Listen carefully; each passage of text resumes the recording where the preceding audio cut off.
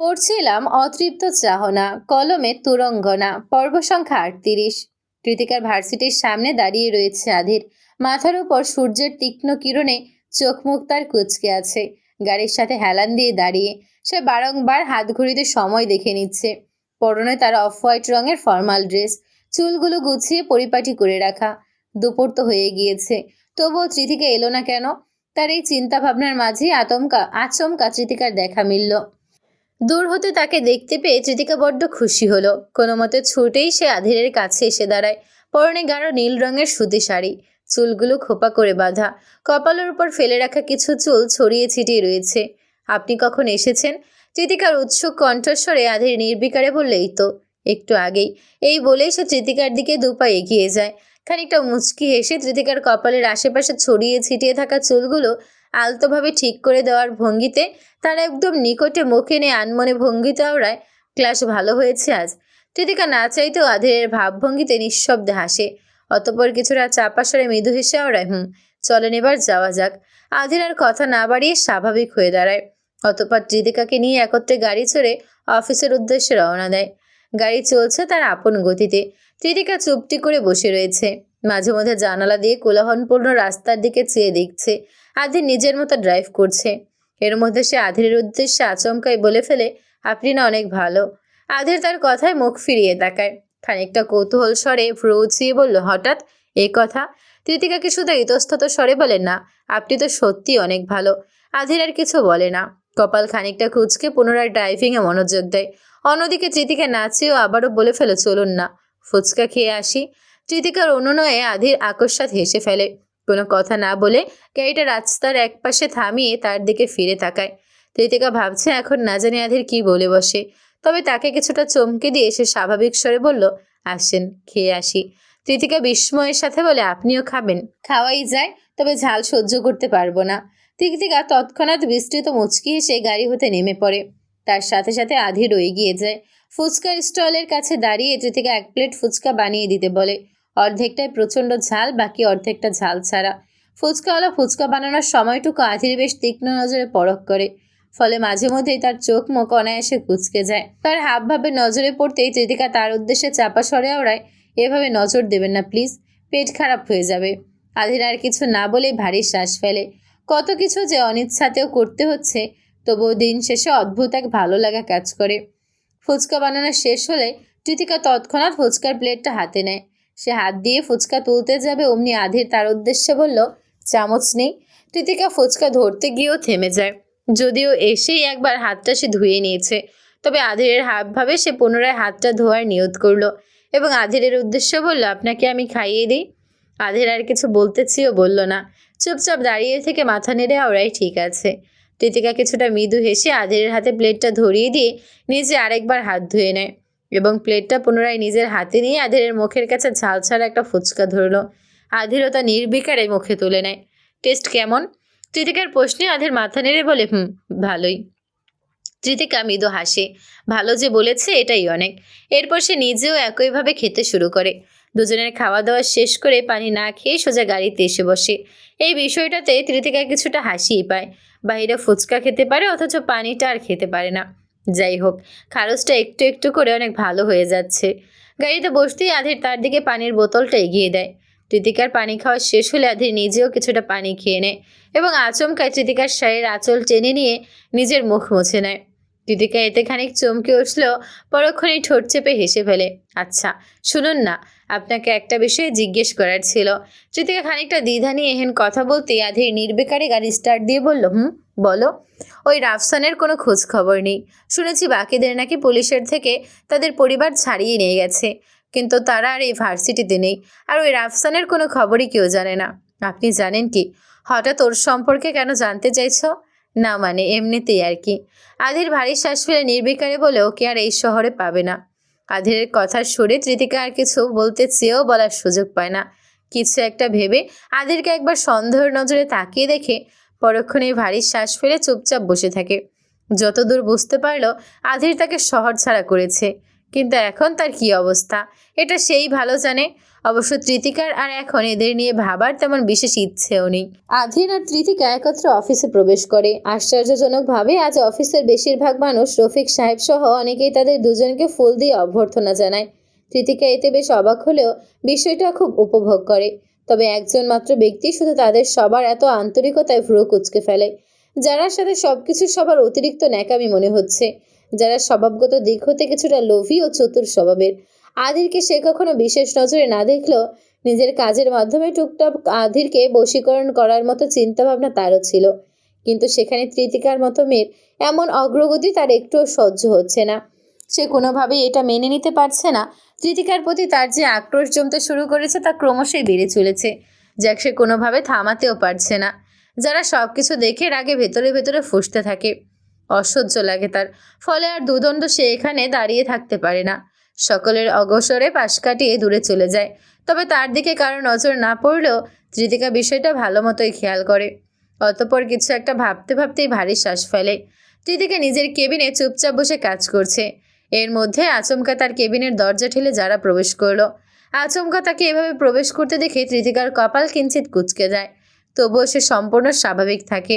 অন্যদিকে যারা আশেপাশে না তাকিয়ে বেশ তাচ্ছিল্যের তৃতিকার উদ্দেশ্যে বলল, মিসেস তৃতিকা ম্যাম, আপনাকে আবারও কংগ্রেচুলেশন। তৃতিকা নিজের ডেস্কে বসে থাকা অবস্থায় জোরপূর্বক মৃদু হেসে বলে, জি ধন্যবাদ। ম্যাম, আমায় বসতে বলবেন না? যারার অদ্ভুত কথার ভঙ্গিতে তৃতিকা খানিক স্বাভাবিক থেকে আওড়ায়, জি বসুন। আর হ্যাঁ, আমার এসব ম্যাম ডাকার প্রয়োজন নেই, শুধু তৃতিকা বললেই চলবে। যারা বসল না। অদ্ভুত এক ক্রোধে সে যেন ফুঁসছে। তৃতিকাও তার ভাবগম্ভীর্য ঠিক আন্দাজ করতে পারল না। এর মধ্যে তৃতিকাকে খানিক অবাক করে দিয়ে যারা বলতে শুরু করলো, প্রয়োজন নেই কেন? অবশ্যই প্রয়োজন আছে। আগে এত বছর অফিসে সিওর পিও ছিলেন, আর এখন তো শুনেছি আপনি স্বয়ং সিওর ওয়াইফ। ভাবতে পারছেন কত বড় মৌচাকে ঢিল ছুঁড়েছেন আপনি? তৃতিকার চোয়াল খানিক শক্ত হলো। সে ভ্রুকুটি করে আওড়ায়, আপনি কি কোনো বিশেষ কারণে নাকি শুধুমাত্র এসব অযথা কথা বলতে এসেছেন? ওয়াও, আমার এসব কথা আপনার কাছে অযথা লাগছে। বেশ ভাব বেড়েছে তো আপনার। যদিও আপনার তেজ আগে থেকেই বেশি ছিল। তা বুঝি এসব তেজ আর চ্যাটাং চ্যাটাং কথা দিয়েই ওই চাচার বয়সী বুড়োটাকে বশ করেছেন? মানে ভাবা যায় এসব। টাকা সম্পত্তির লোভ মানুষকে কতটা নিচে নামাতে পারে। যারা রেহেন সব বিদ্রুপাত্মক কথাবার্তায় তৃতিকা বিস্মিত। সে আর বসে না থাকতে পেরে উঠে দাঁড়ায়। খানিক রাগ বিস্ময় মিশ্রিত কণ্ঠে জোর গলায় বলে, মিস যারা, আপনার হুঁশ আছে? আপনি কার সম্পর্কে কি বলছেন? এসব কোন ধরনের অসভ্যতা? যারা তাচ্ছিল্যের সহিত ফিসলি হাসে। সরি, আমি অতটাও সভ্য নই যে এসব বুড়োধুরো টাকা পয়সাওয়ালা মানুষ দেখলেই লাজ লজ্জা ফুলে গলে পড়ব। অবশ্য তোমার মতো মেয়ের কাছ থেকে এর চেয়ে বেশি কিছু আশাও করা যায় না। কিন্তু আমার সবচেয়ে বড় আফসোস কোথায় জানো? এত বড় অফিসের সিওর রুচি দেখে আমার নিজেরই বমি আসছে। মানুষ কতটা ইউজলেস মেন্টালিটির হলে একটা হাঁটুর বয়সে মেয়েকে বিয়ে করে। যারা নিজের লিমিট ক্রস করবেন না। একবার কিন্তু সত্যি অনেক বেশি হয়ে যাচ্ছে। শুনলাম না তোমার কথা? করলাম না আমি লিমিট ক্রস। তা কি করবে শুনি? তোমার ওই বুড়ো স্বামীর কাছে গিয়ে নালিশ করবে? তার আগে আমি নিজেই এসব অফিস ছাড়বো। Just fuck this job. You are absolutely right miss Zara. এই কোম্পানিতে আপনার মতো একজন রাবিশ এমপ্লয়ের কোনো প্রয়োজন নেই। You are completely worthless. আকস্মাৎ পুরুষালী গম্ভীর কণ্ঠস্বরে যারা চমকে ওঠে। পাশ ফিরে তাকিয়ে দেখে তাদের থেকে খানিক দূরে রুমের জানালার পর্দার পাশে দাঁড়িয়ে আছে আধির রায়ান। চোয়াল শক্ত, ঠোঁটের কোণে বিদ্রুপাত্মক তীর্যক হাসি। তাকে দেখা মাত্রই যারার কলিজাটা শুকিয়ে এলো। আধির বেশ খানিকক্ষণ হতেই রুমেই অবস্থান করছে। আচমকা যারার আগমনে তৃতিকা কিংবা সে মোটেও চমকায়নি, বরং আধিরকে খেয়াল না করেই যারা বলা একটার পর একটা অদ্ভুত কথাবার্তা সে নিজেও প্রচণ্ড অবাক হয়েছে। যারা কাঁপা কাঁপা স্বরে আওড়ায়, স্যার আপনি কখন? আধির কিঞ্চিত রুক্ষ এসে তার দিকে এগিয়ে আসে। অন্যদিকে তৃতিকা সম্পূর্ণ নির্বিকার। সে ভারী শ্বাস ফেলে নিজ স্থানেই দাঁড়িয়ে। আধির যারার মুখোমুখি দাঁড়িয়ে নিরিট স্বরে আওড়ায়, যা বুঝলাম আপনার ব্যবহার অত্যন্ত জঘন্য, আর এমন আবর্জনা কখনোই আমি আমার অফিসে রাখবো না। আজকের মধ্যেই আপনি আপনার টার্মিনেশন লেটার পেয়ে যাবেন, এবং আমি আশা রাখছি আর কখনো আপনাকে আমি এই অফিসের আশেপাশেও দেখব না। Sir, I am really sorry. Please বিষয়টা জাস্ট শাট আপ মিস যারা। যা শোনার ছিল তা আমি নিজেই শুনে নিয়েছি। দিদিকে আমাকে কখনোই আপনার বিষয়ে কিছু বলেনি, কিন্তু আপনি আমার নজরে ঠিকই ছিলেন। আপনি কখন কার সাথে কি করছেন সবটাই আমি জানি। তাই নতুন করে আপনাকে আর কোনো কৈফিয়ত দেওয়ার প্রয়োজন নেই। খানিক আগেও বিদ্রুপে মেতে ওঠা যারা যেন মুহূর্তেই দিশেহারা হয়ে পড়ল। সে অস্থিরতায় ঘেমে গিয়ে অসহায়ত্ব স্বরে আওড়ায়, স্যার প্লিজ, এভাবে অন্তত জব থেকে আমায় বের করবেন না। আমার হাতে এই জব ছাড়া আর কোনো অপশন কেন? একটু আগেই না আপনি এই জব, অফিস এবং আমাকে নোংরা ভাষায় ব্যঙ্গ করছিলেন, তাহলে এখন সমস্যা কোথায়? পুনরায় আধিরের নিরেট কণ্ঠে যারা চুপ করে যায়। সে এবার কৃতিকার দিকে ফিরে তাকায় এবং হাত জোর করে আওড়ায়, কৃতিকা প্লিজ হেল্প করো, আমার মাথা ঠিক ছিল না, আমি কখনোই ওভাবে ওসব, I am really so sorry, please আমায়। হঠাৎ জারার এমন পরিবর্তনে কৃতিকা ভড়কে যায়। সে কি বলবে? কৃতিকা আধিরের দিকে নাজুক চাহনিতে তাকাতেই আধির বিরক্তিতে ভারী শ্বাস ফেলে এবং নিজেই পুনরায় জারার উদ্দেশ্য বলল, মিস জারা, আপনি এখন যেতে পারেন। স্যার প্লিজ, এমন করবেন না। Miss Zara please leave now. Sir, just get out. আধিরের দাঁতে দাঁত পিষে আওড়ানো অভিব্যক্তিতে জারার যেন আর কিছুই বলার রইল না। সে মাথা নুইয়ে শেষমেশ রুম থেকে বেরিয়ে যায়, তবে যাবার আগে শেষবারের মতো আর চোখে কৃতিকাকে দেখে নেয়। যেন কৃতিকার প্রতি জমে থাকা আক্রোশের পরিমাণটা এবার অজান্তেই আরও বেশ খানিকটা বেরিয়ে গেল। যারা চলে যেতেই কৃতিকা আধিরের দিকে খানিক দ্বিধাদ্বন্দ্বের স্বরে আওড়ায়, বলেছিলাম যে অন্তত এভাবে বের করে দেওয়াটা কি ঠিক হলো? আধির যেন এবার কৃতিকার উপরে রেগে যায়। সে তার দিকে এগিয়ে গিয়ে ভ্রুকুটি করে বলে, তার মানে বলতে চাইছো আমি ভুল করলাম? না না, আমি তা কখন বললাম? তুমি একদম চুপ থাকো। উনি যে তোমাকে শুরু থেকে ডিস্টার্ব করছিল তা কখনো বলনি কেন আমায়? আমি তো ঠিকই জানতাম উনি কোন স্ট্যান্ডার্ডের মানুষ। তোমার জন্য না হোক, এমন গার্বেজ লোকজন এমনিতেও আমি আমার অফিসে রাখি না। আধিরের কথায় কৃতিকা কিঞ্চিত ঢোক গেলে। এরই মধ্যে আধির হঠাৎ অদ্ভুত ভঙ্গিতে তার সম্পূর্ণ কাছে চলে আসে। কৃতিকা তার ভাবগম্ভীর্যে ভড়কে গিয়ে বলল, কি হলো? এইভাবে কেন এগিয়ে? এই বলতে না বলতেই গম্ভীর মুখে আধির তার মুখোমুখি হতেই কৃতিকা ধপ করে চেয়ারে বসে পড়ে। আর অমনি আধির চেয়ারের হাতলে নিজের দুহাত ঠেকিয়ে তাকে সম্পূর্ণ আটকে দেয় এবং মুখটা ঝুঁকিয়ে কৃতিকার নিকটে এনে বলল, আমার কথা ঠিকমতো না শুনলে তোমাকেও বের করে দেব। আধিরের কথায় কৃতিকার চোখের পাপড়ি ঝাপটায়। সে অপ্রস্তুত ভঙ্গিতে আওড়ায়, আমি আবার কি করলাম? আমি তো আপনার সব কথা শুনি। আধির ক্ষীণ হেসে তাচ্ছিল্য করে আওড়ায়, ও তাই নাকি? তাহলে চুমো খাও তো একটা।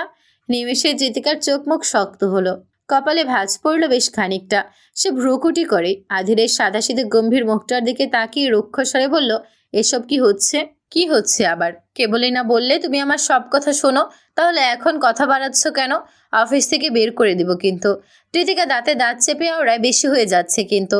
আধির নিজের গাম্ভীর্যতা ছড়িয়ে মৃদু হাসে এবং কৃতিকাকে কিঞ্চিত চমকে দিয়ে আকস্মাৎ কপাল ও ঠোঁটে ঠোঁট ছোঁয় এবং তৎক্ষণাৎ সোজা হয়ে দাঁড়িয়ে কৃতিকার নাকটা দু আঙুলে সজোরে টেনে দিয়ে তীর্যক হেসে আওড়ায়, পাকনি। এই বলেই সে রুম থেকে বেরিয়ে যেতে পা বাড়ায়। অত্যন্ত দ্রুত গতিতে কাজটা করায় কৃতিকা সির্ফ তবদা খেয়ে বসে থাকে। এদিকে আধির নিজ ভাবগম্ভীর্যে রুম থেকে বেরিয়ে যেতে যেতে কৃতিকার উদ্দেশ্যে শেষবারের মতো বলল, মিসেস তেতকা রায়ন চৌধুরী, যখন যা বলবো সব কথা শুনবেন আমার, নয়তো আপনাকেও বের করে দেব।